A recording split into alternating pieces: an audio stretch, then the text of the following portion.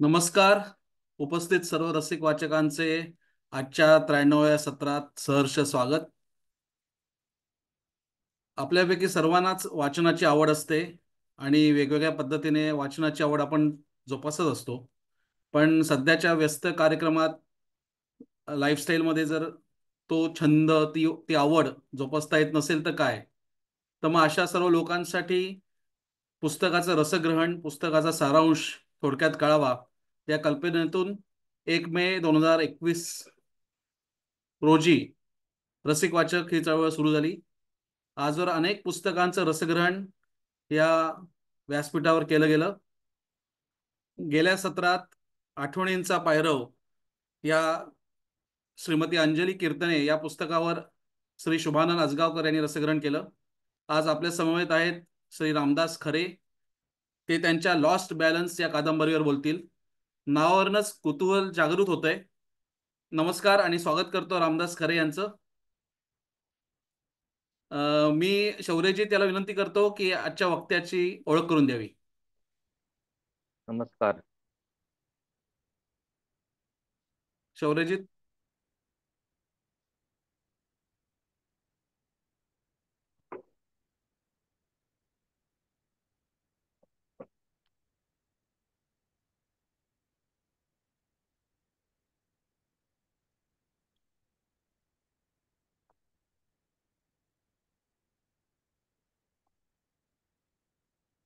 आवाज येतोय ना?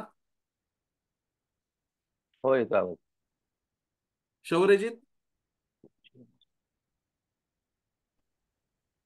शौर्यजीत बंद आहे. माईक बंद आहे म्हणून चालत नाही वाटतं.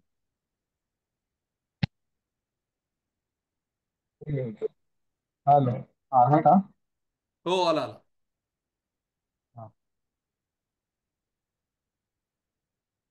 हा शौर्यजीत बोल.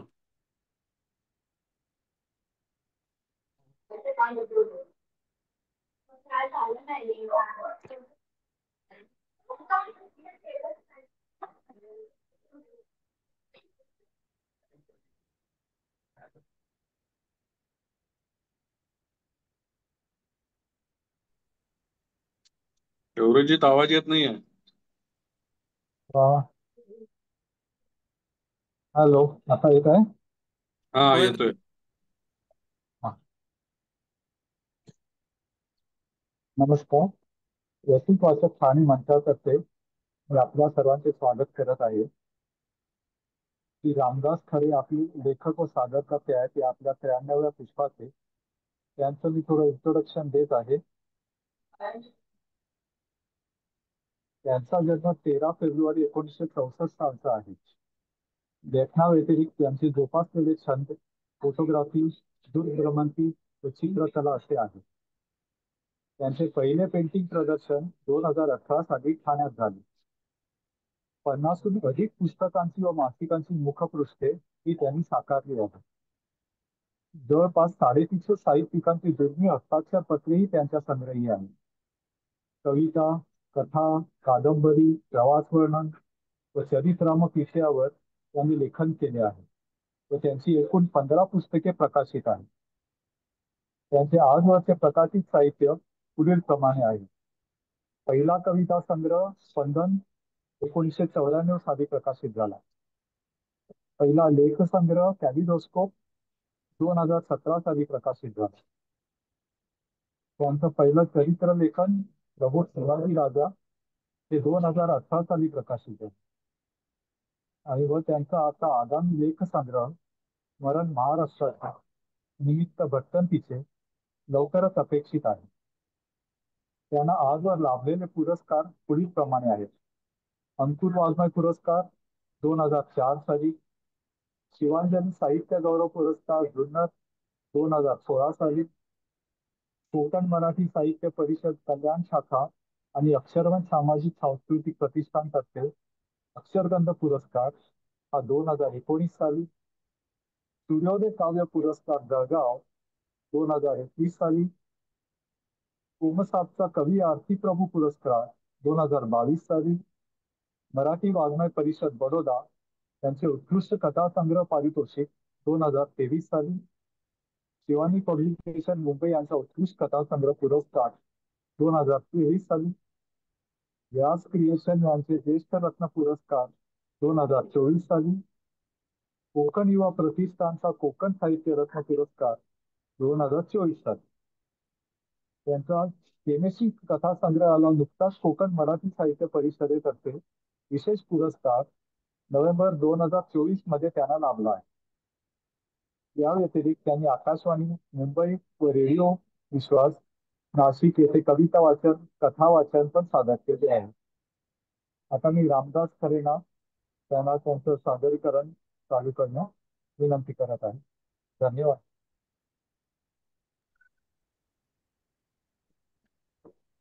धन्यवाद सर्वांचे. सर्वप्रथम सर्वांना नववर्षाच्या खूप खूप शुभेच्छा. माझा आवाज येतोय व्यवस्थित? हो हो, येतोय येतोय.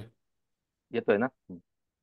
सर्वांना नववर्षाच्या खूप खूप शुभेच्छा. तसेच रसिक वाचक ठाणे या संस्थेचे प्रमुख व माझे मित्र भूषण मुळे आणि त्यांच्या संपूर्ण टीमचे देखील मनापासून आभार की त्यांनी मला इथे संधी दिली, की मला पुस्तकाबद्दल बोलण्यासाठी मला त्यांनी संधी प्राप्त करून दिली. आज आपण माझ्या दी लॉस्ट बॅलन्स या पुस्तकाबद्दल मी माझा प्रवास उलगडून दाखवण्याचा मी प्रयत्न करणार आहे. 14 एप्रिल 2024 साली मग्रस म्हणजे मराठी ग्रंथ संग्रहालय या सभागृहामध्ये या पुस्तकाचं प्रकाशन झालं. प्रकाशक आहेत अनघा प्रकाशन ठाण्याचे, आपल्याला सर्वांना माहिती असेल, अमोल नाले आणि मुरलीधर नाले, त्यांच्यातर्फे प्रकाशन झालं. आणि त्यानंतर साधारण पुढच्या 2-3 महिन्यामध्ये विविध वृत्तपत्रांमध्ये आणि विविध नियतकालिकांमध्ये त्याची परीक्षण टप्प्याटप्प्याने प्रकाशन झाली, त्याची प्रसिद्ध झाली आणि उत्तम प्रतिसाद त्याला मिळायला लागला. त्याचं कारण म्हणजे ही अर्थ मंथन या विषयावरची अशी कादंबरी, अशी वेगळ्या प्रकारची कादंबरी ही मराठी साहित्य क्षेत्रातील खूप दुर्मिळ अशा कादंबरीमध्ये त्याची गणना केली त्यांनी. त्याच्यामध्ये या पुस्तकाला, या कादंबरीला डॉक्टर वंदना बोकील कुलकर्णी यांनी ब्लर्ब म्हणजे या कादंबरीची पाठराखण केलेली आहे. आणि त्या पाठराखण करताना ते मी शेवटचा जो ब्लर्ब आहे ते थोडक्यात तुम्हाला दाखवतो. त्याच्यावरून तुम्हाला थोडीशी कादंबरीच्या अंतरंग तुम्हाला समजेल. दी लॉस्ट बॅलन्स ही लाक्षणिक अर्थाने देखील ढळलेल्या तोलाची कहाणी आहे. अंतर्मुख करणारी, अस्वस्थ करणारी, सुन्न करणारी. अर्थकारण हा विषय मराठी साहित्याने फारसा कधी जिव्हाळ्याने मनावर घेतलेला नाही. रामदास खरे यांच्या दी लॉस्ट बॅलन्स या कादंबरीने मात्र परिश्रमपूर्वक बँकिंग क्षेत्रातील ताणेबाणे उलगडून दाखवलेले आहेत. राजकारणी क्षुद्र स्वार्थ साधताना सारासार विचार हरवून बसणारी सामान्य माणसं, आपली आयुष्यभराची पुंजी बँकेच्या हवाली करणारे वयस्कर नागरिक, ठेवीदार आणि त्यांच्या आयुष्यभरच्या मेहनतीवरती गिधाडासारखे तुटून पडलेले निर्लज्ज संचालक आणि त्यांच्या आशीर्वादाने निडर झालेले कर्जदार याच्या भेदक चित्रणातून साकार झालेली ही कादंबरी आहे. लेखकाला आतून एक क्षेत्र माहिती असावे इतक्या तपशिलातील बारकावणीची वाचकांच्या समोरील सहकारी बँकांच्या अंतस्थ कारभाराची जणू चित्रफित उलगडत नेते. एका स्तरावरती बँकेतील कामकाज आणि दुसऱ्या स्तरावरती माणसं, त्यांच्या बँकेशी असणारं विविध प्रकारचं नातं, त्यांचं वैयक्तिक आयुष्य, त्याचे ताणेबाणे, हे धागे जुळवत समकालीन वास्तवाचा पट ही कादंबरी मांडते. हा पट काळ्या, करड्या, सफेद रंगाच्या धाग्याने चित्रविचित्र विणीने बनलेला आहे. बँकिंग सारख्या एरवी काहीशा वृक्ष वाटणाऱ्या क्षेत्राचे हे समकालीन वास्तव डोळे उघडणारे दर्शन घडवते. ते लेखकाच्या थेट पारदर्शी शैलीमुळे वाचनीय झाले. हे वंदना बोकील कुलकर्णी यांनी लिहिलेलं ब्लर्ब आहे. याच्यावरून आपल्याला सर्वांना आतल्या अंतरंगाची किंवा आतल्या ऐवजाची कल्पना आपल्याला आली असेल. आधी थोडक्यात आता मी एक सुरुवात अशी कादंबरीची करून देतो तुम्हाला. आधी सर्व जे माझे मित्रवर्य आहेत तिथे सतीश कांदिवले दिसत आहेत, विकास भावे दिसत आहेत, अंजुषा पाटील मॅडम दिसत आहेत. त्या सर्वांचे मी आभार मानतो की त्यांनी वेळात वेळ काढून या झूम मिटिंगला ते आले. बाकीचे पण मंडळी एक एक जमा होत आहेत. त्या कादंबरीवरती अनेक जणांनी लिहिलेलं आहे. त्याच्यातील विकास भावे आहेत, त्यांनी या कादंबरीवरती छान परीक्षण देखील केलेलं आहे. सकाळची प्रसन्न वेळ असते. नेहमीप्रमाणे त्या मोठ्या महानगरामध्ये एका लहानशा कोपऱ्यामध्ये ती बँक तिथे आतले काम सुरळीत चालू असते. दुसऱ्या दिवशी रविवार असतो, तो शनिवार असतो, आणि दुसऱ्या दिवशी रविवार असतो, त्यामुळे सगळेजण सुट्टीच्या मूडमध्ये सगळेजण स्टाफ असतो. आणि आतला बाकीचे खातेदार देखील त्या वेगळ्याच्या मूडमध्ये असतात की आपल्याला पण कुठेतरी गावी जायचं आहे आणि त्याच्यासाठी आपल्याला थोडेसे पैसे काढून घेणे आवश्यक आहे आपल्याला गावी जाण्याच्या पूर्वी. आणि आतला स्टाफ देखील खूप प्रसन्न असतो की आता आपल्याला उद्या रविवार आहे आणि आज हाफ डे आहे. आणि त्या दृष्टिकोनातून अनेक जण आपापल्या वेगवेगळ्या पर्यटनाची, कोणी गावी जाण्याची किंवा आरामशीर घरी बसून सुख उपभोगण्याची अशी मस्तपैकी कल्पना करत असतात. असं सगळं छान वातावरण चाललेलं असतं. कोणी अनेक काउंटरवरती येऊन पैसे काढत असतात, कोणी डिपॉझिटच्या पावत्या तिथे तयार करत असतात. आपला स्टाफ देखील त्यांना चांगलं सहकार्य करत असतो. असं छानपैकी वातावरण बँकेमध्ये असतं. हळूहळू वेळ निघत असते आणि त्यामध्ये आतमध्ये ब्रँड मॅनेजर बसलेले असतात. त्या ब्रँड मॅनेजरचं नाव आहे सुभाष लेले. सुभाष लेले म्हणून ब्रँच मॅनेजर तिथे आतमध्ये काम करतात. ते त्यांच्याप्रमाणे समोरच्या मॉनिटरवरती वेगवेगळ्या प्रकारचे कॅल्क्युलेशन आणि वेगवेगळ्या प्रकारचे काही सर्क्युलर्स ते चेक करत बसलेले आहे. बाहेरचा स्टाफ देखील आपापल्या कामामध्ये व्यग्र आहे. असं काय होतं, इतक्यात एक मावशी येतात आतमध्ये, मॅनेजरच्या केबिन मध्ये येतात. मॅनेजरच्या केबिन म्हणजे सुभाष लेले लेले साहेब येऊ का आतमध्ये. लेले साहेब त्यांना आतमध्ये घेतात. त्या म्हणतात की मी आज 15 लाख आणलेले आहेत तुमच्यासाठी. मी जमीन मागच्या वेळेला मी तुम्हाला म्हणाले होते की थोडेसे तुम्हाला डिपॉझिट मोबिलायझेशन मध्ये मी पैसे देईन. हे माझी 15 लाख माझी कॅश रक्कम आहे. ही रक्कम तुमच्याकडे ठेवून घ्या आणि मला पावती आरामशीर करून द्या. मी आता गावी चालले, पण हे मी तुम्हाला जसे मी तुम्हाला कमिटमेंट दिली होती त्याप्रमाणे मी तुम्हाला 15 लाख कॅश आणलेली आहेत. हे तुमच्याकडे ठेवा. हे डिपॉझिट माझ्याकडे तुमच्याकडे राहू दे बँकेकडे. म्हणून त्या मावशी निघून जातात. एक 10 मिनिटांनी मेहता नावाचा एक मोठा खातेदार येतो. त्याचा मोठा बिझनेस असतो.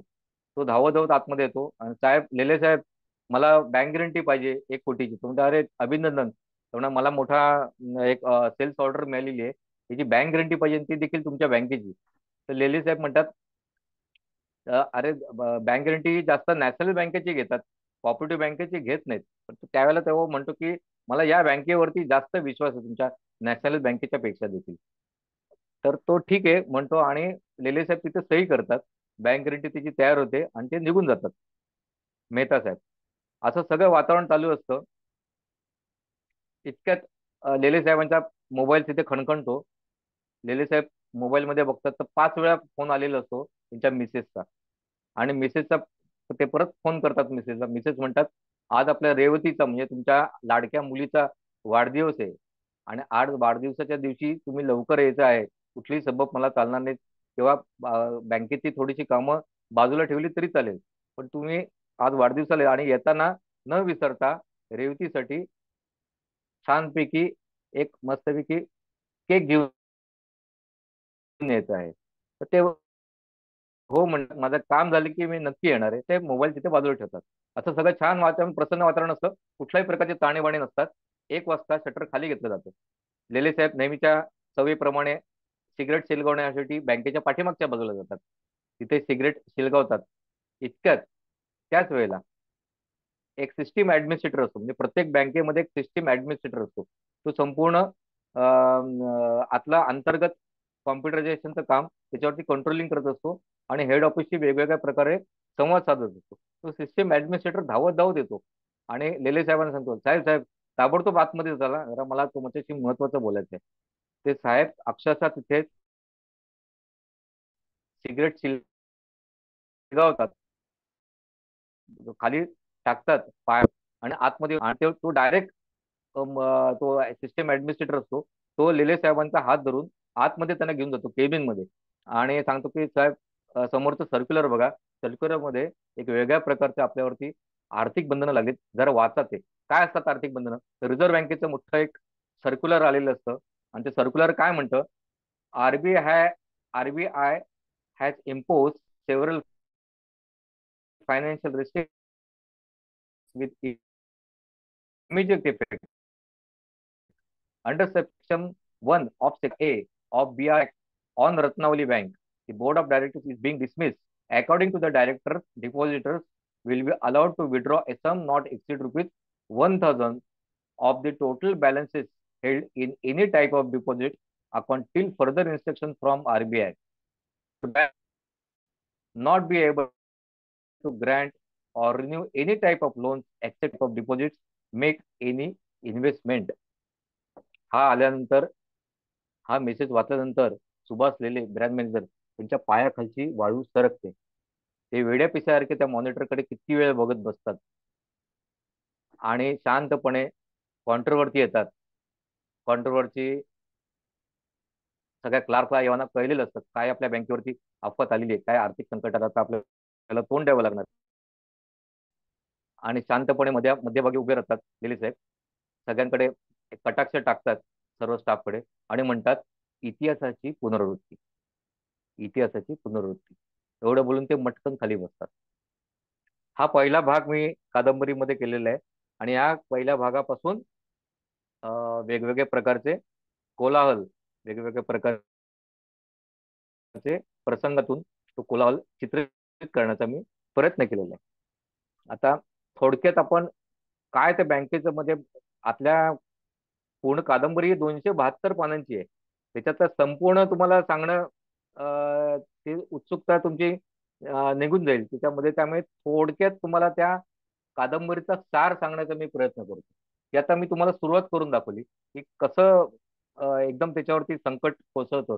रिझर्व्ह बँक असते ती कुठल्याही प्रकारची कल्पना अजिबात न देता एका क्षणात तुमच्या बँकेवरती फायनान्शियल रेस्ट्रिक्शन इम्पोज करतात.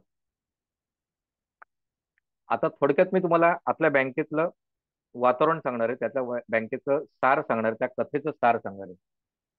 राणोजी मल्हारराव कोऑपरेटिव्ह बँक म्हणजेच RM कोऑपरेटिव्ह बँक ही शून्यातून उभारलेली.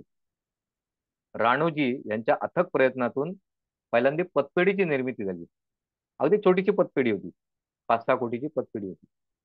राणोजी यांना 2 मुलगे, महादेव आणि सहदेव. त्यापैकी महादेव अतिशय शांत, सच्शील, अभ्यासू आणि सर्वांना बरोबर घेऊन काम करणारा होता. तर त्याच्या उलट सहदेव अतिशय उर्मट, संशयी, अग्रेसिव्ह, अति महत्वाकांक्षी आणि खूप व्यसनी. साहजिकच वडिलांनी म्हणजेच राणूजी यांनी लावलेलं सहकार्याचं रोपटं सहदेव आता उद्ध्वस्त करायला लागलेलं आहे. त्याला भ्रष्ट आणि होयबा अधिकाऱ्यांची साथ मिळायला लागलेली आहे. शेलार साहेब त्याच गावामध्ये, त्या शहरामध्ये राहणारे शेलार साहेब या पाताळयंत्री राजकारणी पुढाऱ्याच्या फसव्या जाळ्यामध्ये सहदेव अडकून जातो, गुरफटतो आणि त्यांच्या नादी लागून फालतू लोकांना वारेमाप कर्ज वाटतो. जिथे ज्याची सिक्युरिटी देखील नाहीये, शून्य सिक्युरिटी, अशा लोकांना देखील तो कर्ज वाटतो आणि त्याची अजिबात पुढे वसुली काही होत नाही. त्याचा परिणाम बँकेवरती होतो. बँकेवरती आर्थिक संकट लादून पुन्हा रिझर्व्ह बँक त्याच्यावरती आर्थिक बंधनं आणायचा प्रयत्न करते, शोकॉज नोटीस देते. महादेव त्याला यातून बाहेर काढण्याचा खूप प्रयत्न करतो, त्याला खूप सावरतो, पण खूप उशीर झालेला असतो. RM बँक डबघाईला येते. सहदैवावरती आर्थिक आरोप ठेवले जातात. त्याला गुन्हेगाराच्या आरोपीच्या पिंजऱ्यात उभं केलं जातं. तो शेलार साहेबांकडे जाऊन मदतीची अपेक्षा करतो. शेलार साहेब त्याला हाकलून लावतात. सहदेव तर पुढे फार वेडा होतो. सुदैवाने पुढे रत्नावली बँक RM बँकेला स्वतःच्या आत विलीन करून घेते. समजलं ना? सुदैवाने रत्नावली बँक RM बँकेला आपल्या विलीन करून घेते. विलीन म्हणजे मर्जिंग करून घेते. मात्र RM बँकेतील कर्मचाऱ्यांची परवड होऊ लागते. पुढे कर्तृत्ववान असे MD बक्षीस साहेब त्यांच्या मार्गदर्शनाखाली सुरुवातीला रत्नावली बँक अतिशय छानशी प्रगती करते. चांगल्यापैकी डिपॉझिट ते गोळा करते, चांगल्या लोकांना कर्ज वाटप करते, परंतु मुंबईत नाव कमवते, प्रगतीचे उच्चांक घालते. परंतु दुर्दैवाने हळूहळू फाजील महत्वाकांक्षेपोटी ते देखील RM बँकेच्याच पावलावरती पाऊल ठेवून पुन्हा शेलार साहेबांच्या संगनमताने फालतू कर्ज काढून स्वतःचा आत्मनाश करून घेतात. रत्नावली बँकेवर देखील रिझर्व्ह बँक पुन्हा कठोर कारवाई करते, अगदी RM बँकेसारखीच. या सगळ्यात सुरुवातीपासून प्रामाणिक काम करणारे, मगाशी मी सुरुवातीला सांगितले की सुभाष लेले, श्रीधर साने, मुक्ता नाईक यांच्यासारखे अनेक कर्मचारी या खोलात पार भरडून निघतात आणि उद्ध्वस्त होतात. त्याला जबाबदार कोण? सहकार खातं, गलिच्छ राजकारण, रिझर्व्ह बँक, अर्थ मंत्रालय की आणखीन कोणी? याच्या विरुद्ध या दोन्ही बँकेत काम करणारी ती नीच माणसं, ते त्रिकूट म्हणजे त्रिभुवन, कुलकर्णी आणि टकले, त्याला मी त्रिकूट म्हणून केलेले आहे. प्रत्येक बँकेत किंवा प्रत्येक संस्थेमध्ये अशी काही विघ्न संतोषी माणसं असतात की संपूर्ण ते वातावरण असतं, ते चांगलं वातावरण असतं, ते कुलषित करतात. म्हणजे आपण एका आंब्याची पेटी असेल तर आंब्याच्या पेटीमध्ये असे काही नासके आंबे असतात, ते नासके आंबे सगळ्या चांगल्या आंब्याची वाट लावतात. तशी प्रत्येक संस्थेमध्ये अशी काही माणसं असतात. त्यांचं मी नाव ठेवलेलं त्रिकूट. त्रिकूट म्हणजे त्रिभुवन, कुलकर्णी आणि टकले, असं त्रिकूट असतात. त्या त्रिकुटांचं पुढे काय होतं? रत्नावली बँक वाचते का? लेले, साने, मुक्ता, सहदेव, महादेव, बक्षी साहेब आणि शेलार साहेब यांच्या शेवटी काय होतं? याची उत्तरं आपल्याला कादंबरीच्या शेवटच्या भागात मिळतात. त्यासाठी कादंबरी आपल्याला नक्की वाचावी लागेल. आता या कादंबरीचे परीक्षण आणि अनेक जणांनी याच्यावरती याची दखल घेतलेली आहे. म्हणजे मी सांगतो तुम्हाला, ललित ललित सारखं अतिशय महत्वाचं जे मासिक आहे, जे ग्रंथ घडामोडी आणि लेखकांचा परिचय, पुस्तकांचा परिचय अतिशय रसिकतेने करून देतात, हे ललित मासिक. त्याने चांगलं त्याच्यावरती परीक्षण लिहिलं. त्यात लिहिलंय की वृक्ष विषयाला संवेदनशीलतेची जोड देणारी महत्वाची कादंबरी. नंतर त्यानंतर महाराष्ट्र टाइम्स त्यांनी लिहिलं की तोल ढळलेल्या माणसांची गोष्ट. म्हणजे याचा बॅलन्स, आता आपण पुस्तकाचं नाव आपण म्हणतो दी लॉस्ट बॅलन्स. दी लॉस्ट बॅलन्स याचा अर्थ की तुमच्या पासबुक मधला बॅलन्स देखील हरवलेला आहे त्यांच्या खातेदारांच्या. त्यांचा बॅलन्स देखील, त्याच्या शरीराचा बॅलन्स आणि मानसिक बॅलन्स, तो देखील पूर्ण ढेपाळलेला आहे. अशा वेगळ्या प्रकारचे बॅलन्स, तिन्ही प्रकारचे बॅलन्स मी इथे दाखवण्याचा त्याचा प्रयत्न मी केलेला आहे. साप्ताहिक सकाळ यांनी लिहिलेलं आहे की सुन्न अनुभव देणारी कादंबरी. सामना या वृत्तपत्राने लिहिला की अर्थकारणाचा संमिश्र आलेख. सकाळ अवतरण या पेपरने सांगितलं की एका विनाशाचे अस्वस्थ दर्शन. लोकमत पेपरने सांगितलं की बँक विश्वातील कोलाहलचा पंचनामा.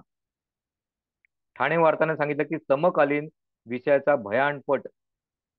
ठाणे वैभवने सांगितलं दुभंगलेल्या जाणीवांचा विस्तृत पट. महाराष्ट्र दिनमान कथा एका आर्थिक घुसमटीची.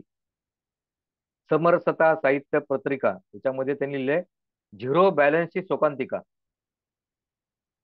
नंतर दखनी स्वराज, म्हणजे आता भावे आपले आजच्या मीटिंग मध्ये भावे उपस्थित आहेत, त्यांनी एक छान त्याच्यावरती परीक्षण लिहिलं. त्यांनी लिहिलंय आर्थिक गर्तेत सापडलेल्या माणसांची कथा. वृत्तप्रकाश नावाचं एक वृत्तपत्र, त्याच्यामध्ये देखील भावेने लिहिलंय की डेबिट पडलेल्या माणसांची कथा.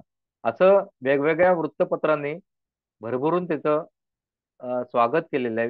वेगळ्या प्रकारची त्यांनी दखल घेतलेली आहे. ते माझ्यासाठी मोलाचं आहे. ही कादंबरी आपण नक्की सर्वांनी विकत घेऊन ती वाचावी, असं मी सगळ्या वाचक रसिकांना मी विनंती करतो. याच्यामध्ये 2 भाग आहेत. त्याच्यात मी एक वाचन करणार आहे की त्याच्यावरून तुम्हाला थोडीशी कल्पना येईल की कोलाहल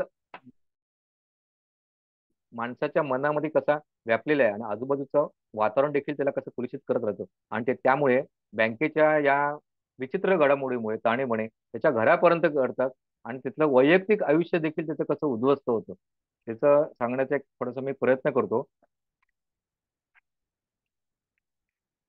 प्रकरण 11. जर आपण 11 हे त्याच्यामध्ये असे भाग केलेले आहेत. आता याच्यामध्ये मी काय केलेलं आहे सांगतो तुम्हाला.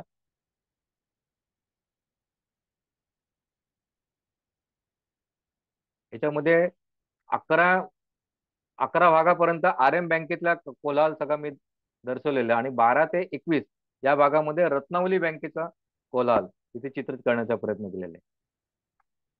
आता 11 या परिशिष्टामध्ये एक श्रीधर साने नावाचा मी एक व्यक्तिरेखा याच्यामध्ये रेखाटलेली आहे. त्याच्यातले प्रसंग बघा. त्याच्या घरामध्ये किती प्रॉब्लेम्स असतात आणि तो या बँकेच्या गर्तेत अडकला जातो. त्याचे वडील विचारतात, श्री काय चाललंय रे बाबा तुझं? रात्रंदिवस खरडतोस काय त्या कागदांवरती? कुठे अर्ज बिर्ज करतोस की काय? मग असू दे, खरडत राहा बाबा. एके दिवशी नक्कीच तुझी दखल घेतील कंपन्या. मागच्या शनिवारी तुझा इंटरव्ह्यू होता. काय झालं त्या इंटरव्ह्यूचं? कळलं का त्यांनी? नाही ना अजून? अरे कर्ज टाकीत तुला बाबा, त्याशिवाय आपल्याला गत्यंतर नाही. एक पक्के डोक्यात ठेव, आपल्याला भविष्यात कुठल्याही आरक्षणाच्या कोबड्या मिळणार नाहीयेत. त्यामुळे कठोर परिश्रम, मला पर्याय नाही बाबा. जे काही तुला लढायचं आहे ना, ते तुझ्या एकट्याच्या ताकदीच्या बळावरतीच लढायचं आहे. तू कुठे कमी पडू नकोस बाबा, नाही तर सगळं संपेल रे. इतक्यात स्त्रीची आई येते. पंख्याचा स्पीड वाढवते तशी अचानक स्त्रीच्या समोरचे कागद उडू लागतात. त्यातला एक कागद नेमका तात्यांच्या पावलांपाशी. तात्या तो कागद शांतपणे वाचू लागतात. हे कसं जिणं? लाचाराचं, पराभवाचं, की गतजन्मातल्या चुकांचं? मी सोडवीत बसतो गणित, आयुष्याच्या वजाबाकीचं आणि स्वभावाच्या भागाकारच. श्री, अरे मी काय वाचतोय? कविता? अरे मला वाटलं होतं की तू ऍप्लिकेशन लिहित असशील. याचा अर्थ रात्रंदिवस तू काय फक्त कविताच वाचत असतोस, लिहित असतोस? मूर्ख आहे जसा तू. या निगेटिव्हच्या टाईपच्या कविता लिहून काय बदल घडणार आहे? त्यापेक्षा समर्थांच्या मनाचे श्लोक वाच. जीवनाला कसे खंबीरपणे सामोरे जायचं ना, ते ते ते सांगतात. कसं बोलावं, अगदी संसार देखील कसा करावा याबद्दल ते सहज सुंदर विवेचन आहे त्यात. याचा भाकड कविता लिहून शेवटी काय मिळणार? घंटा? अरे साहित्य बिहित्य ना भरल्या पोटी बरं वाटतं. आपल्या भारतात तर केवळ लिखाणावरती पोट भरणं अशक्य आहे. बाकीच्या देशाचं मला माहिती नाही, पण तेव्हा उत्तम नोकरी पहिल्यांदी कर आणि मग खुशाल कविता खरडत बस. श्रीची आई, त्याला आवडतो तो सांजा आहे, तो त्याला करून घाला. श्री, सांजा खाऊन घे आणि आपल्याला जतीन शेटकडे आता लगेच जायचं आहे. अरे ते जतीन भाई रे बाबा, जतीन अगरवाल. दादरला, पार्लेला आणि त्या लालबागला त्याची 3 दुकानं आहेत. शिवाय आता बिल्डिंग व्यवसायात देखील तो शिरतोय. कपड्याचा मोठा व्यापारी आहे. अरे त्याचे वडील माझे खास जुने मित्र. बाबा गेले ना, तर तो अगदी एवढसा लहानसा होता. आता केवढा मोठा झालाय माहितीये? मला जाम मानतो. एकदम सज्जन माणूस. आटप लवकर आटप. बाबा म्हणजे मला आता कपड्यांच्या दुकानात नोकरी करणार की काय तुम्ही देणार? ही साडी दाखव, तो पंचा दाखव, हा शर्ट दाखव. अशा आयुष्यभर मी करत बसायचं का? मूर्ख आहे स्त्री. अरे असं काम मी तुला करायला देईन का? अरे जतीन भाई एका मोठ्या बँकेचा डायरेक्टर आहे. काही महिन्यात बँकेत मोठी भरती होणार आहे म्हणे. अर्ज टाकण्यापूर्वी आपण बोलून घेऊ. वशिला म्हणतच नाहीये मी. जतीन शेटला देखील वशिला लावलेला अजिबात आवडत नाही. एकदम रोकटोक माणूस आहे तो. तुझ्या हुशारीवर मला अतिशय विश्वास आहे. तू परीक्षा दे, इंटरव्ह्यू दे आणि पास हो, मगच ते आपल्यासाठी काहीतरी करणार. लक्षात येते ना श्री तुझ्या? चल चल, शुभस्य शीघ्रम. श्रीची गाडी एकदा सर्वार्थाने रुळावरती आली आणि नीट धावू लागली. आता आपण डोळे मिटायला मोकळे, असा तात्या आणि माईंचा रास्त विचार होता. श्रीधर आपल्या परीनं नोकरीच्या शोधात वणवण फिरत होता, परंतु मनासारखी नोकरी काही त्याला मिळत नव्हती. वेगवेगळी कारणं होती म्हणा त्याला. त्याचं एक महत्वाचं कारण म्हणजे श्रीधरला वेगळंच काहीतरी बनायचं होतं. श्रीधरच्या काळजात घट्ट रुतून बसलेल्या कवितेचा, नाटकाचा वेड त्याला काही स्वस्त बसू देईना. धरलं तर चावतंय आणि सोडलं तर पळतंय, असं विचित्र अवस्था श्रीधरची झालेली. शिरवाडकर, कानेटकर, दळवी, तेंडुलकरांची नाटकं त्याने पाहिलेली, अनुभवलेली. त्याचे अनेक संवाद त्याला तोंडपाठ, विशेषतः नटसम्राट मधली काही सोबत. पण आपले तात्या म्हणतात ना, ते बरोबरच आहे. त्याची परिस्थिती त्याला अनेक वेळेला येईल. नाटकामुळे आणि कवितेमुळे पोट कधीच भरणार नाही. आणि इथेच तर पेंड खाते नशीब. पुणे या फील्ड मध्ये तगून राहायचं असेल ना, तर कोणीतरी त्याला तगडा गॉडफादर हवा आपल्या पाठीशी. तोही धड नाही. मग करायचं काय? मग त्याला एकच पर्याय. आधी करा घोकमपट्टी, लेखी परीक्षा, इंटरव्ह्यू साठी आणि मग पुढे व्हा सामील. रुजू व्हा कारकुनाच्या कारखात. भेंचो 10 ते 6 या घड्याच्या कंटाळवाण्या वृक्ष चक्रात भरडून निघा आणि नंतर पुढे भाई लिहिली आहेत जन्मभराची खरडपट्टी, जन्मभराची खरडपट्टी. अशा या श्रीधर सानेचं पात्र त्याच्यामध्ये मी रेखाटण्याचा प्रयत्न केलेला आहे. श्रीधर साने हा तरुणपणी त्या बँकेमध्ये वयाच्या 25व्या वर्ष 26व्या वर्षी बँकेत लागतो आणि 48 50व्या वर्षी रत्नावली बँक देखील डबघाईला जाते आणि ती देखील लिक्विडेशन मध्ये जाते आणि श्रीधरचं आयुष्य बर्बाद होऊन जातं. तो पण सगळा प्रवाह असा पूर्ण त्याच्यामध्ये रेखाटण्याचा प्रयत्न केलेला आहे. त्याच्यामध्ये दुसरं एक महत्वाचं व्यक्तिरेखा म्हणजे मुक्ता नाईक. आता मी सगळ्याच व्यक्तिरेखांचं मी काय सांगू शकणार नाही कारण आपल्याकडे तेवढा वेळ नाहीये. तर मुक्ता नाईक याच्यामध्ये ऍडव्होकेट असते ती आणि या बँकेमध्ये लिगल डिपार्टमेंटला ती काम करत असते. ती देखील श्रीधर सारखीच तरुण आणि वेगवेगळ्या पद्धतीने सामोरी जाणारी, प्रत्येक आव्हानाला सामोरी जाणारी, ती देखील या दोन्ही बँकांच्या गर्तेमध्ये भरडून निघते.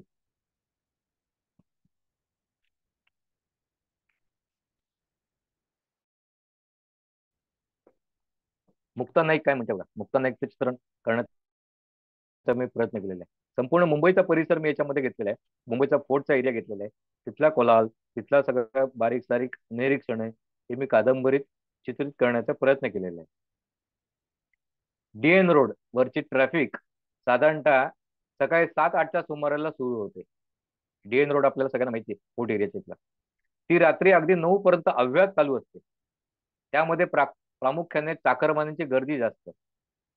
वारुळात दगड भिरकावा तशा लाल काळ्या मुंग्या भसा भसा वाट फुटेल तिथे सैरावैरा सगळीकडे धावतात. आधी तसंच चित्र सकाळच्या आणि संध्याकाळच्या वेळेला देखील फोर्ट मध्ये असतं. दुपारची वेळ त्या मानाने जरा शांत असते. CSTच्या दिमागदार वास्तूमध्ये त्या मुंग्यांच्या बरोबर आपणही बाहेर पडल्यानंतर हा DN रोड अक्षरशः अजगरासारखा अंगावरती येतो. आपण गुमान त्याच्या स्वाधीन व्हायचं असतं. तुम्हाला जिथे जायचंय ना तिथे हा अजगर चोखपणे आपल्याला पोहोचवतो. या गर्दीला सरावलेल्या या घामट ओसट वातावरणाची झिंग तन मनात साठवणाऱ्या पक्क्या बिनधास्त मुंबईकरांचं इथं रोजच स्वागत होत असतं. तर दुसरीकडे कधीतरी या गर्दीत सामील होणाऱ्या बाहेरगावच्या मुंग्यांचे मात्र खूप हाल होतात. चालायचं त्यात मुंबईचे घामट लोकल हा एक स्वतंत्र अध्याय आहे. विशेष करून सकाळ आणि संध्याकाळी प्रहरी या लोकलवरती जे स्वार होतात ना आणि त्यातून सही सलामत ते बाहेर पडतात, त्या लाखो मुंग्यांना माझा कडक सलाम. या मुंग्या अहोरात्र फक्त धावत असतात. त्यांच्याही कायदा स्वप्न असतीलच, पण जागेपणी इतकं काही सोसल्यानंतर रात्री त्यांना स्वप्न पडण्याची देखील शक्यता कमीच. पडल्या तर मुंग्या घोरत असतील. संवेदनशील कलासक्त मुंग्यांचं इथे काय होत असेल हो. म्हणजे बघा या सर्व परिसरात आता फोर्टमध्ये आपण आपल्यापैकी बरेच जणांनी नोकऱ्या केल्या असतील सुरुवातीला. त्याच्यामध्ये फोर्टमध्ये गॅथिक शैलीतील सुंदर इमारती आहेत. तिथे CST बिल्डिंग वरती कधी काही साकारलेली विविध प्राण्यांची पक्ष्यांची मोहक शिल्प, BMC GPUची उत्तम कलात्मक वास्तू JJ स्कूल ऑफ आर्ट्स इथला कलावैभव आणि पुढे Jahangir art gallery, gateway India परिसर, हा सगळा नजारा डोळा भरून बघण्याचं सुख या ऊर फुटेस्तवर धावणाऱ्या काळ्या पिवळ्या मुंग्या कधी घेत असतील का? नसावेत. त्यांचं फक्त एकच लक्ष, एकच उद्दिष्ट म्हणजे मस्टर गाठणं, कुठल्या तरी साहेबाच्या आज्ञा पाळणं, शिव्या खाणं आणि सेन्सेक्सचे तांबडे हिरवे आकडे बघणं आणि एखाद्या महत्वाच्या कोर्ट केसेसच्या वेळेला लक्षात ठेवणं आणि त्याच्या फाईल घेऊन अविरत धावणं आणि धावणं इतकंच. मुक्ता मॅडम मात्र या साऱ्याला अपवाद येतं. आपल्या बँकेच्या वतीने मॅनेजर या नात्याने कोर्ट कामासाठी त्या अनेक वेळा या परिसरात येतात. सोबत त्यांचा शिपाई देखील येतो. जाडजूड फायलींचे गठ्ठे घेऊन कर्ज वसुलीसाठी कोर्टाच्या पायऱ्या चढणे हे मुक्ता मॅडमचे आवडते काम. बँकेच्या वकिलांची चर्चा करणे, त्यांना कर्जदाराची कर्ज खात्यांची इत्यंभूत माहिती देणे वगैरे कामं त्या तोडपिडकीने करतात. अजून त्यांचं आवडतं एक काम म्हणजे कोर्टाची कामं संपली की त्या निवांतपणे जहांगीर आर्ट गॅलरीमध्ये जातात. चित्रकलांना तिथे भेटणं, चर्चा करणे, तिथे चित्रांमध्ये समरस होणे हा त्यांचा आवडता छंद. त्यांचा शिपाई बिचारा बाहेरच्या पायऱ्यांवरती फायलींचे गठ्ठे घेऊन बसलेला असायचा. त्याला त्याची सवय झालेली आता. मुक्ताला चित्रकलेची उपजत आवड.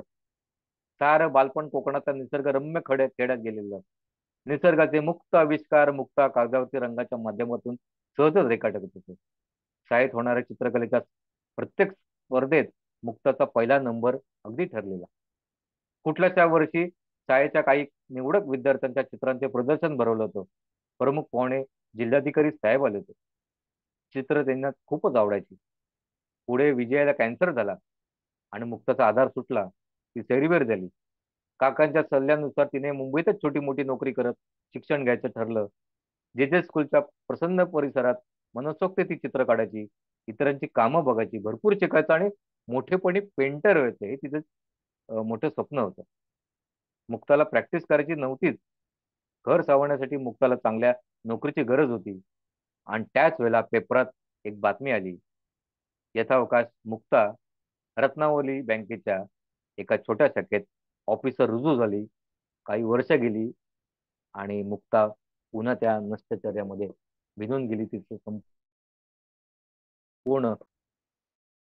वैयक्तिक आयुष्य आणि तिचे संपूर्ण करिअर पूर्ण उद्ध्वस्त झाले. वाचक रसिकांनो, या कादंबरीमध्ये चित्रित केलेला कोलाज याची थोडीशी तुम्हाला कल्पना मी दिलेली आहे. याच्यातील एक आता आपल्या याच्यामध्ये वाचक काय म्हणतात हे मी तुम्हाला थोडक्यात सांगण्याचा मी प्रयत्न करणार आहे.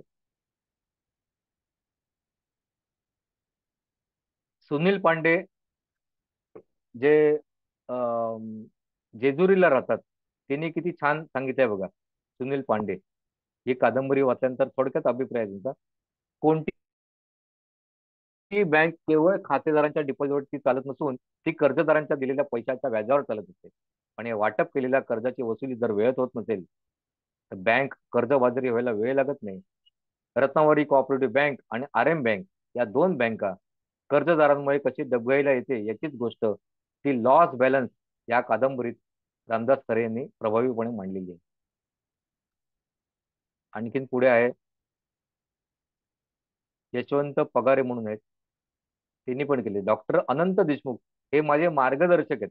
हे मोठे ज्येष्ठ समीक्षक आहेत. त्यांची अनेक पुस्तके प्रकाशित झालेली आहेत. ते काय म्हणतात ते आपण जाणून घेऊया. लेखक रामदास खरे यांच्या या पहिल्याच कादंबरीचा विषय हा नवा आहे. ही टाकोरी बाहेरील विषयावरील कादंबरी आहे. तिच्यात साधारणपणे आढळले जाणारे तसे प्रेम हा विषय त्याच्यामध्ये अजिबात नाही. एक बँक बुडीत निघते आणि ती घटना झाल्यानंतर बँकेतील अधिकारी, खातेदार, त्याचे कुटुंबीय, बँकेतील सामान्य सरळमार्गी सेवक आणि त्यांच्या विरोधात कार्यरत असलेले अधिकारी, त्यांच्या उच्चापती, सरळ मार्गी अधिकाऱ्यांच्या काम करताना येणाऱ्या अडचणी, मानसिक ताण, शारीरिक आजारपण, त्यांच्या काही अधिकाऱ्यांच्या कौटुंबिक जीवनावरती होणारा परिणाम, भिन्न खातेदार, त्यांच्या भल्यापुऱ्या पार्श्वभूमी याचे बारकाईचे चित्रण ही कादंबरी करते. कादंबरी लेखकाने सारा भर संवाद लेखनावरती दिलेला आहे आणि वेगवेगळ्या मीटिंग, भाषणे, मोर्चे, चर्चा, राग, चीड याचे प्रभावी चित्रण साधत कथानक प्रवाही ठेवण्याचा प्रयत्न केलेला आहे. शोभा दर्शकातून जशा भिन्न आकर्षक आकृत्या दिसतात तशा प्रसंग चित्रांची निर्मिती लेखकाने केलेली आहे. अशा असंख्य चित्रांमधून कादंबरी आकाराला येते. कादंबरी ही एक ललित कृती असल्याने तिच्यातील सर्जनशीलता आणि सौंदर्य निर्मिती हे लेखकाचे क्षेत्र असते. रामदास खरेंच्या पुढील प्रवासात शुभेच्छा असं हे अनंत देशमुख यांनी केलेले आहे. नंतर तिच्या पुढे आमच्याच बिल्डिंग मध्ये राहणाऱ्या सुजाता राऊत त्या कवयित्री आहेत, अनुवादक आहेत. त्यांनी सकाळमध्ये अतिशय सुंदर असं वर्णन केलेलं आहे. कादंबरीचं परीक्षण केलेलं आहे. त्यांनी या मुखपृष्ठाबद्दल देखील त्या कादंबरी लिहिलेलं आहे. त्याच्यामध्ये त्यांनी लिहिलेलं आहे की कादंबरीचे आता परीक्षण खूप विस्तृत आहे. पण मी थोडं त्याचा भाग करणार त्याच्या आपल्याला थोडीशी कादंबरीबद्दलची कल्पना येण्यासाठी मी थोडं प्रत्येकाचा अंश मी देण्याचा प्रयत्न करणार आहे. सुजाता राऊत म्हणतात, कादंबरीचे शेवटचे प्रकरण उपसंहार यामध्ये कादंबरीचे सर्व सार समोर मांडलेले आहे. हा वेगळा प्रयोग लेखकाने केलेला आहे. वाणिज्य शाखेत डेबिट हा शब्द वजावटीसाठी वापरला जातो. इथे फक्त आर्थिक तूट झालेली नाही, आर्थिक व्यवस्थेत चालू असलेली मुठभर लोकांची मनमानी, त्यांच्यातील अनिर्बंध लालसा, ओरबाडून घेण्याची वृत्ती यावर केलेले भाष्य कादंबरीत आहे.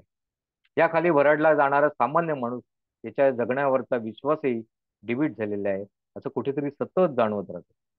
या कादंबरीची पाठराखण प्रसिद्ध समीक्षिका लेखिका डॉक्टर वंदना बोकील कुलकर्णी यांनी समर्पक शब्दामध्ये केलेली आहे. लेखकाला आतून एक क्षेत्र माहीत असावे इतक्या तपशिलांच्या बारकाव्यानिशी वाचकांच्या समोर ही सहकारी बँकेच्या अंतस्थ कारभाराची जणू चित्रफित उलगडून देते ही कादंबरी. ही सुजाता राऊतने आपल्या समर्थ शब्दांमध्ये तिथं परीक्षण केलेलं आहे. तर अस्मिता येंडे नावाच्या ती देखील कवयित्री लेखिका आहे. तिने देखील छान केलेलं आहे की माणूस ही जी धावपळ दगदग करतो ती 4 पैसे कमवण्यासाठी सोबतच भविष्याच्या तरतुदीसाठी पैसे बचत करावेत म्हणून आपली मेहनतीची कमाई बँकेत जमा करतो. आता सगळे आर्थिक व्यवहार करण्यासाठी बँकेत खाते असणे ही मूलभूत गरज झालेली आहे. परंतु एखादी संस्था डबघाईला आल्यानंतर सर्व खातेदारांचे काय होत असेल याची भयंकर चित्रण रामदास खरेंनी या कादंबरीत केलेलं आहे. तर डॉक्टर विजया टिळक यांनी देखील महाराष्ट्र टाइम्समध्ये विस्तृत परीक्षण केलेलं आहे. त्याच्यामध्ये अगदी शॉर्टमध्ये मी वाचण्याचा प्रयत्न करतो. त्यात म्हणतात की लालबाग, परळ, एल्फिस्टन रोड यांसारख्या इतर स्थळांचे चित्रण ही स्पंदन जागी होतील इतकी जिवंत त्यांनी साकारलेली आहेत. बँकेतल्या एका कोपऱ्यात उभी राहून नियती सगळं निरखत होती आणि हसत होती. असं विविध प्रकारचे पक्ष त्यांचे साहेब एकमेकांना आणि सरकार त्या दोघांनाही सांभाळत होते. अशी काही चमकणारी वाक्य अल्पाक्षरी बहुअर्थी चित्रदर्शी शैलीमुळे त्या एकूणच क्वचित रटाळ वाढणारे विषय रसाळ करून मांडण्याचं शिवधनुष्य लेखकाने चांगले पेललेले आहे. अशा सर्व विविध प्रकारचे मंडळी समीक्षकांनी आणि अभ्यासकांनी या बॅलन्स या दी लॉस बॅलन्स या कादंबरीचं विश्लेषण आपापल्या पद्धतीने केलेलं आहे. त्याच्यातील अजून एक वेगळ्या पद्धतीचं चित्रण वेगळ्या पद्धतीचं परीक्षण करणारे रमेश सावंत म्हणून आहेत. ते सांगतात, संक्षेपात सांगायचं तर सामान्य वाचकांना मुळात वृक्ष वाटणारा बँकिंग सारखा किचकट विषय लेखक रामदास खरेंनी या कादंबरीत वाचकांना रुचेल समजेल अशा भाषेत मांडलेला आहे. अर्थात स्वतः लेखक खरे यांना बँकिंग क्षेत्रात काम करण्याचा दीर्घ अनुभव असल्याने आणि त्यांना लेखन कला अवगत असल्याने त्यांनी या कादंबरीतून बँकिंग सारखा दुर्लक्षित परंतु महत्वाच्या विषयाचे इंद्रधनुष्य यशस्वीरित्या पेललेले आहे. कादंबरीचे निवेदक म्हणून लेखक खरे यांनी घटनाक्रम वेगवान ठेवला असल्याने वाचकांची अधीरता वाढत जाते. या कादंबरीतील घटनांची मांडणी देखील नाट्यमय आणि वास्तवतेवरती आधारित आहे. या पार्श्वभूमीवरती या कादंबरीतील वेदक कथनशैली आणि त्यातील धावता घटनाक्रम यामुळे कोणताही वाचक ही कादंबरी हातात घेतल्यानंतर ती पूर्ण वाचल्याशिवाय तो थांबणार नाही असे वाटते. एकूणच ही कादंबरी आर्थिक विषयातील कादंबरीच्या क्षेत्रात महत्वपूर्ण ठरेल याची खात्री वाटते. याचे मुंबईतले रमेश सावंत हे ज्येष्ठ समीक्षक आहेत, कवी आहेत, त्यांनी हे नोंदवलेले आहे परीक्षण. तर ही कादंबरी लिहिण्यासाठी मी जवळजवळ 1.5 वर्षाचा मी कालावधी घेतलेला आहे. याच्या मी थोडक्यात पार्श्वभूमी सांगतो. ही कादंबरी याच्या अगोदर मी वेगवेगळ्या प्रकारचे चरित्रात्मक लिहिलेले आहे. मी कवी आहे. माझे 4 कविता संग्रह आतापर्यंत मगाशी माझा परिचय सांगितला त्यावेळेला सगळ्यांना माहिती असेल की माझे 4 कविता संग्रह प्रकाशित झालेले आहेत. एक कथा संग्रह प्रकाशित आहे. नंतर काही ललित मी लिहिलेले आहे, काही लिहिलेले आहेत. पण तो कादंबरी लिहिण्याचा हा परत प्रसंग होता. त्याच्यात मी श्रीना पेंडसेंचं ज्येष्ठ कादंबरीकार श्रीना पेंडसेंचं एक छोटस 125 पानाचं एक पुस्तक आहे, मॅजेस्टिकने ते प्रकाशित केलेलं आहे. त्या पुस्तकाचं नाव आहे की संवाद उद्याच्या कादंबरीकार. ते पूर्ण पुस्तक मी वाचलं. त्याच्यामध्ये कादंबरी लिहिताना काय काय बघावं लागतं, कादंबरी लिहिताना कुठल्या कुठल्या कुठल्या भागाचा विचार करावा लागतो, कुठला अभ्यास करावा लागतो, तिथं प्रभावी चित्रण कसं करायचं, निसर्गाचं करत असताना त्याच्या आपली व्यक्तिरेखांना देखील केवढं महत्व देणं केवढं गरजेचं आहे. हे सगळं तिथले बाकीचे कंगोर जे होते वेगवेगळ्या प्रकारच्या अभ्यासाचे ते मी अभ्यासाचा प्रयत्न केला. आणि श्रीना पेंडसेंची ती संपूर्ण ती समीक्षा ते पुस्तक वाचल्यानंतर मग मी कादंबरी लिहायला सुरुवात केली. इथे जवळजवळ 4 ते 5 खडे उतरल्यानंतर मला काय मनासारखं ते काय होत नव्हतं. परंतु एकाच वेळेला कधी कधी दिवसाला 2-2 कागद मी म्हणजे 2 फुलस्केप लिहायचो, कधी कधी 4-4, 5-5 पानं देखील लिहायचो, कधी कधी काहीही सुचायचं पण नाही, पूर्ण ब्लँक व्हायचं.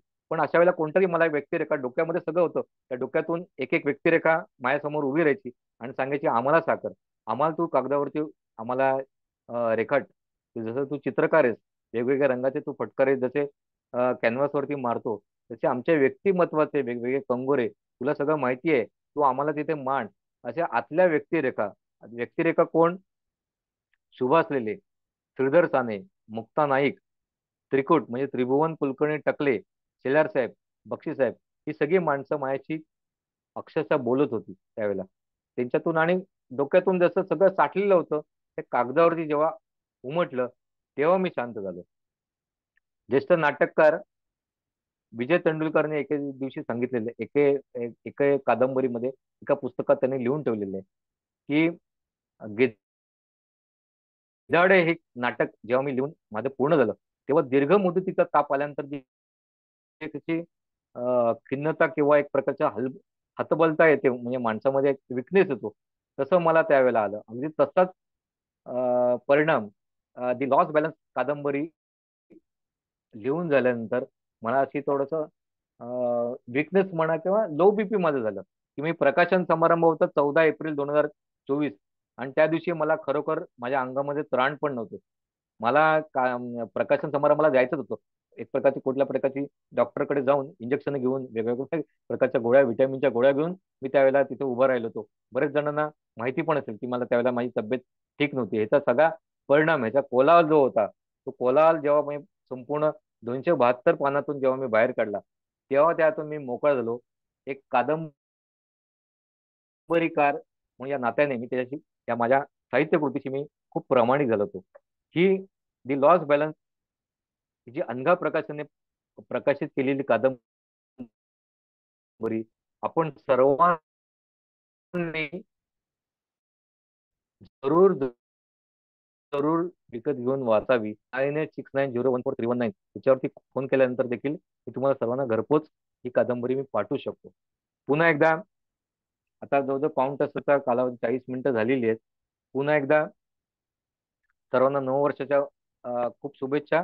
आणि रसिक वाचक ठाणे या संस्थेचे प्रमुख आणि भूषण मुळे आणि त्यांची संपूर्ण टीम यांचे मनापासून आभार. त्याचप्रमाणे आजच्या झूम मीटिंग मध्ये जे जे मंडळी, जे साहित्यिक, वाचक, रसिक जे इथे सामील झालेत, सहभागी झालेत, त्यांना देखील माझा सगळ्यांचा आभार मना